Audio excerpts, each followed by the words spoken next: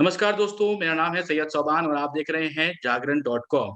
और इस वीडियो में हम समझने की कोशिश करेंगे कि ये हिजाब क्या है, पर्दा क्या है, इस्लाम में इसके क्या मायने हैं। इसी को समझने के लिए हमारे साथ इस वक़्त मौजूद हैं शाइस्ता अंबर जी, जो कि सोशल एक्टिविस्ट हैं, president all India Muslim women's personal law board. आपका स्वागत है मैम। शुक्रिया। शाहिदा साहिबा, आपसे मैं समझना चाहूँगा कि हमने अभी तक ये समझा है कि हिजाब, पर्दा, ये सब लफ्ज़ जो हैं आम जनता हमेशा इससे रूबरू होती रही है। लेकिन इस्लाम की नज़र में अगर समझा जाए, तो ये क्या है और ये क्यों ज़रूरी है?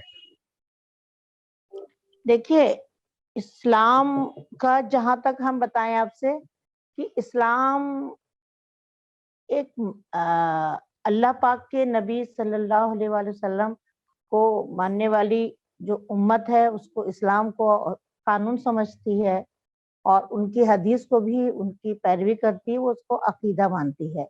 लेकिन बेसिकली इस्लाम की जो तालीम है, इस्लाम की जो शिक्षा है, वो समाजी बुराई को ख़त्म करना, समाजी बुराई को ख़त्म करना, समाजी बराबरी को लाना और हर इंसान के साथ में वही सारी तालीम देना कि सबके साथ इंसाफ करो, सबके साथ हुस्न सलूक और प्यार और मोहब्बत से पेश आओ, रिश्तों की अहमियत रखो और रिश्तों को की जो एक अज़मत है, उसको बहुत एहतराम से रखो। तो जी, ये हर धर्म की किताबों में भी यही है कि आप सब और शालीन और मर्यादा में रहते हुए अपनी सेवाएं दें, अपने ड्यूटीज, अपने अधिकार और अपने इंसाफ और अपने अपने फराइज, अपने कर्तव्य निभाएं। तो जो मर्यादाओं में रह करके और सब शालीन हो करके रहेगा, तो मैं समझती हूँ कि सभी मजहब की किताबें उठा के देख लिए, सभी में सभ्यता और शालीनता और मर्यादा है।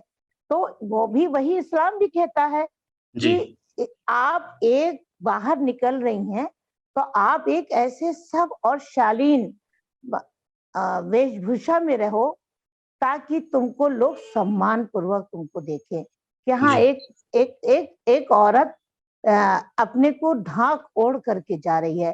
तो ढाक ओढ़ का जो जिक्र कुरान पाक में कहा गया है, एक चादर, चादर का लफ्ज अरबी में है जिल्बाब और जिल्बाब के मतलब है सूरह एहज़ाब में कि तुम अपने चेहरे को इस तरह से ढक लो और अपने जिस्म को ढाक लो ताकि तुम एक सब और सम्मानित तरीके से मर्यादाओं में रहती हुई तुम घर से बाहर निकलो।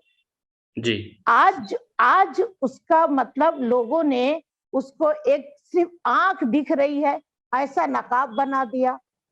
औरतों की मतलब अजीब तरह की उसकी होलिया और नकाब बना करके पेश किया, जैसे लग रहा है कि औरत अगर उसको कहीं खुदा न करे, अल्लाह न करे, उस वो वाले नकाब जो पूरा टोपा ऐसा पहन लेती हैं और जी, सिर्फ आंख दिखती है, अगर कोई कहीं झाड़ी में फंस जाए तो या तो वो गिर जाए या तो उनको कहीं आग लग जाए, तो वो पूरे कपड़े में भी आग लग जाए।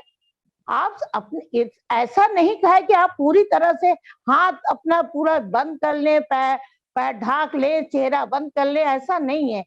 आपको सिर्फ ज़िक्र किया गया है कि आप चादर में अपने को एक चादर से ढाक लो, बस जी, तो बस मैं यहीं जिल्बाब का पर आपसे ज़िक्र है। यहीं पर इसी बात को जोड़ते हुए मैं आपसे एक चीज़ पूछना चाहूँगा, तो क्या इस्लाम में चेहरे का पर्दा के बारे में ज़िक्र कहा गया है कि अगर जो महिलाएँ हैं, इस्लाम की अगर बात करें, तो क्या उनको चेहरे को भी ढकना ज़रूरी है या नहीं? ये कहा क्या है नहीं, इस्लाम में? नहीं, सबसे पहले इस्लाम ने मर्द से कहा है कि तुम जब सड़कों पे चलो तो अपनी निगाहें नीचे करके चलो। मतलब ये भी नहीं कि बिल्कुल नीचे जा रहे हैं, आगे पीछे क्या हो रहा है कुछ दिखाई नहीं दे रहा। मतलब किसी को इस तरह मत देखो कि तुम लगे कि तुम बिल्कुल एक तरह से गलत लग रहे हो तुम। जी, किसी को अमर्यादित तरीके से ना लगे, कोई कंफर्टेबल ना हो। कुछ लोगों की आदत होती है सड़क चलते ही वो किसी महिला को घूर रहे हैं या इशारेबाजी कर रहे हैं, तो उस तरफ इशारा कुरान शरीफ में अल्लाह ताला ने पहले मर्दों से कहा है जी, कि तुम चलो सड़क पे तो आंखें नीचे करके रखो, यानी कि औरतों को इधर इस तरह मत देखो। जैसे लोग इशारेबाजी करते हैं, तरह तरह की फिक्रे कसते हैं, इस तरफ इशारा हुआ है। और अब मर्द के बाद फिर औरत से कहा है कि तुम जब घर से बाहर निकलो तो आंखें नीचे रखो और अपने को चादर से ढक लो। चेहरा ढकने की बात कुरान पाक में कहीं नहीं है। बस अपने जी, चेहरे को, अपने जिस्म को ढक लो, अपने जी, शरीर को एक सब शालीन चादर से ढक लो, ताकि तुम सम्मान पूर्वक दिखाई जी। दिखाई नजर आओ। शाइस्ता जी, यहाँ पर हम आपसे पूछना चाहेंगे क्योंकि बहुत ज़्यादा जो है लोग जो रूबरू हैं, वो 3-4 लफ्ज़ पर्दे को लेकर जो इस्तेमाल किए जाते हैं, पूरे भारत की बात करें, हिजाब, नकाब और बुर्का, ये 3 चीज़ें हैं। अगर आप हमें एक-एक करके इनके बारे में समझा सकें, सबसे पहले हिजाब से शुरू करते हैं, फिर निकाब के बारे में बात करेंगे, फिर बुर्का के बारे में बात करेंगे। तो ये तीनों चीज़ अगर आप सेग्रीगेट करके हमें समझा सकें, ये क्या है? तो आप प्लीज़ उसके बारे में थोड़ा-सा बताएँ। देखिए, ये चॉइस है, लड़कियों की चॉइस है।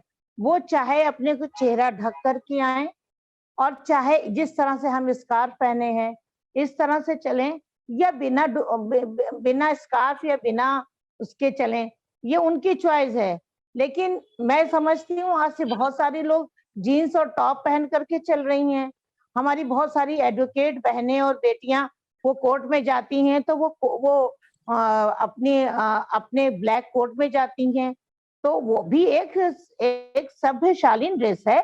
हम इसको ये नहीं कह सकते कि वो असभ्य या अमर्यादित है। और कोई भी जो ऑर्गेनाइजेशन है, जो हमारे भारत की संस्थाएं हैं, जो संविधानिक संस्थाएं हैं, वहां भी एक डेकोरम मेंटेन किया जाता है कि आप एक सब अमर्यादित ड्रेस में आए। हर चीज का एक ड्रेस कोड होता है, चाहे वो जी, डॉक्टर का हो, चाहे स्पोर्ट्स में जाएं, चाहे एडवोकेट हो, सब जगह का एक ड्रेस कोड होता है, उस ड्रेस कोड में जाएं।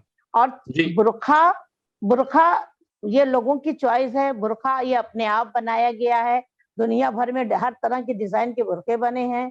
और हिजाब हिजाब का मतलब ही यही हुआ, जिल्बाब, आप अपने को और ढक लीजिए।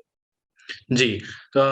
तो ये आपने बहुत अच्छे तरीके से यहाँ पर समझाया है और मैं ये समझता हूँ कि आपने जो बातें बताई हैं, उससे बहुत सारे लोगों के जो कन्फ्यूजन्स थे, वो दूर हुए होंगे शाइस्ता साहिबा, बहुत-बहुत शुक्रिया। हमें इसके बारे में यहाँ पर जानकारी आपने दी। तो दोस्तों, आपसे मैं ये कहना चाहूँगा कि अगर आपको ये वीडियो समझ में आया हो और इसकी जो बातें हैं, वो समझ में आई हो, तो इसको ज़रूर अपने दोस्तों के साथ, अपने फैमिली और फ्रेंड्स के साथ इसको शेयर करें और आपकी क्या राय है, आप उसे कमेंट बॉक्स में लिखकर हमें ज़रूर बताइए। बहुत-बहुत शुक्रिया इस वीडियो को देखने के लिए। नमस्कार।